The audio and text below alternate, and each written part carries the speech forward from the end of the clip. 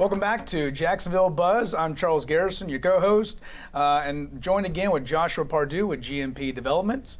We were talking a little bit more about GNP and some of your Jacksonville-focused projects before, but let's talk about a little bit more around the state. And so you have a main office down in Tampa. Yeah. So what all the different projects you have going on in Tampa right now? You know, when we started in Tampa, it was during undergrad working on houses. Downtown Tampa had a ton of opportunity 20 years ago. Oh, yeah. And so it was really just buying stuff there and waiting for it to come. Our office has been in the Channel District, or Channel Side, which is right next to Ybor, downtown Water Street, and all that activity benefiting from the Riverwalk. We've had an office there since 2013. And I'm real proud of it because, yeah, I live in a loft kind of across the street there, and it has a real, like, the neighborhood community, the live, work, eat concept, which I believe is where, you know, where a lot of the creatives and next generation, and even you're seeing the early nesters come back to the city core for that quality of life benefit. And so fast forwarding from that to having moved to New York to launch a business that worked with developers on the capital market side, and then buying properties. What's exciting about Tampa, though, of course, is in the last push post-COVID, Tampa really did well. It was doing well, and then post-COVID did extremely well. Tom Brady joke is like all property values got a 10% bump, and he isn't throwing the football downtown and getting in trouble during COVID. You know, to that said, that's been a great platform for Water Street, which is it's an award-winning project nationally. You know, 7 or 8 mid-rise, high-rise, infill. You know, I think I say a $5 billion project, and has set the stage for what I'm working on now and supporting some longtime partners and friends that have been heavy investment in Ybor City and a project called Gasworks. Okay. Which is 5,000 residential units, 500,000 square feet of commercial, and 100,000 square feet of Class A retail. And Gasworks is right south of historic Ybor, which has always been, you know, Tampa's original historic asset, one of the few historic assets in the state of Florida. In the last 20 years, it's gotten a little bit more of an entertainment brand and vibe. Okay. And what we're doing is working to find balance in that regard, not get rid of the entertainment. It has that little Mardi Gras party feel, and that's fine, that should be there. But if you bring 5,000 units paying today's market rent, that's gonna naturally clean up Ybor and 7th. And so there's other property work going on 7th Avenue and then other properties in the area to bring that whole district up. And what Gasworks is, city within a city, village within a village, is going to connect Channel Side and Ybor and help with downtown Tampa's continuity. Not too different than in Jax, what we're working on with bringing historic Springfield to downtown connectivity through State and Union and the gate. Think about the Gateway and the Emerald Trail and then Henry Clutho Park. We're trying to just bring that concentric circle together to make it all feel like a city. Same thing in Tampa. Whole clustering effect. Same strategy and concept, and that's what we're really passionate about in both markets. And so that's what we're doing in downtown Tampa right now. So we've got 500 units, you know, that has been delivered in Ybor currently, and there's 4,500 to 5,000 more that are slated to come to kind of fill in that, make it feel like a city. Yeah. You know, as a entrepreneur yourself, you're looking to do more and expand. And I know besides Jacksonville and Tampa, where else you got projects going? Yeah, going back to the downturn, a lot of the properties that were picked up in the state of Florida were opportunistic, and so we're in North Haines City, which is outside of Tampa, with 11 acres that we're working on either 130 townhomes or 300 apartment units. That's at early phase on I-4. Next to Lakeland, and seeing that whole boom of Orlando and Tampa connecting, so the Orlando vibes.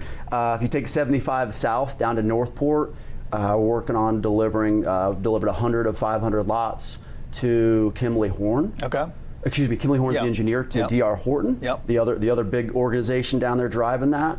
You kind of wrap it around the state over to Miami. We bought a cold storage facility in Fort Lauderdale. 2014, put 2 tenants in there, Cheney Brothers, the big food company, and then a meal delivery business. In Miami right now, working on specialty medical in Coconut Grove, US 1 in Miami, which is extremely competitive. I mean, from a development perspective, Miami is Miami's tough to get permits and get stuff done. It's almost akin to like as competitive as New York City in that area. Yeah, it's funny though, but everything that you've talked about so far, even with the cold storage facility, it all talks about community, right? It all routes back to building the community around it and adding to the community overall and enriching that. And so I think you were talking about that earlier, about everything that you do is really to build community. And that's right. And the commercial projects are, if you are thinking about driving a solution for a business that creates value and adds to that business vertical. But then we'll take that capital and roll that really into the urban renovations and that community driver where you're figuring out how to do mixed use, how to encourage scooters, cafes, bringing people together and doing fun stuff.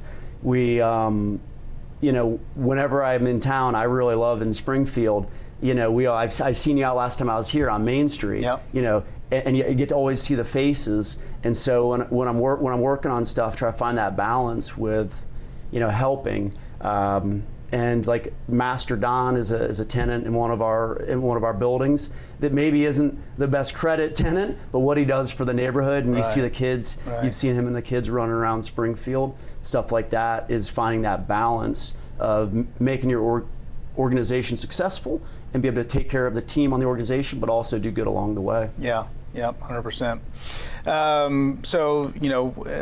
I think we talked about a little bit earlier, Sarasota. You said you have another project going on in there? That was in Northport, which is right outside Sarasota. And then as you kind of come through South Florida and come back up, Orlando, of course, is a great growth market and has a lot of opportunity. One of our first acquisitions when we started GNP is on I-4 in Celebration, which is Disney's master plan community. Kind of think like Truman Show in some ways. Like it's beautiful, it's different. It's maybe the polar opposite of historic Springfield. It's a lot more eclectic and diverse.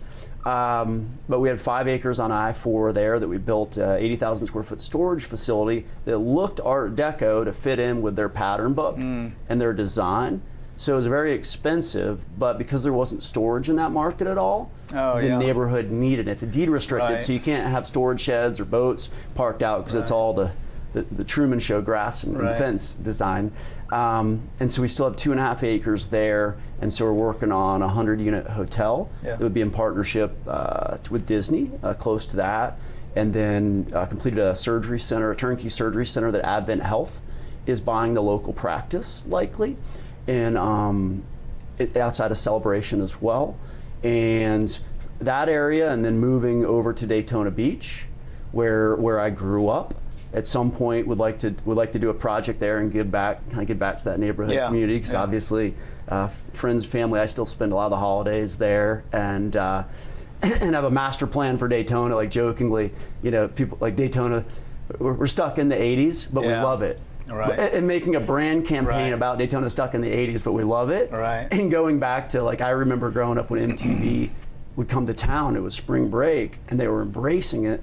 And the people walking down the beach with, oiled up and all that was Daytona's thing, and Daytona got away from it. And I jokingly, I want to do a project near like the Hard Rock down there that would bring Daytona back to its glory with like a nice glass high-rise with condos or luxury, but focused on the 80s.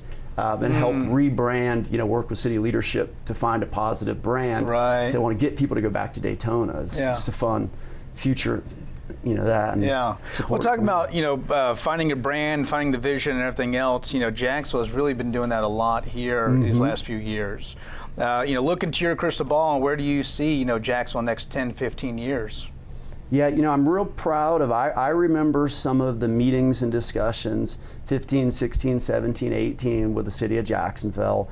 And, the projects that we were working on weren't huge, but like we're from out of town and I'm here and buying a house and making an investment and seeing that future. And I remember the previous administration and everything, wow, this guy really loves it downtown. To go from that to today to where, to me, it just seems clear as day.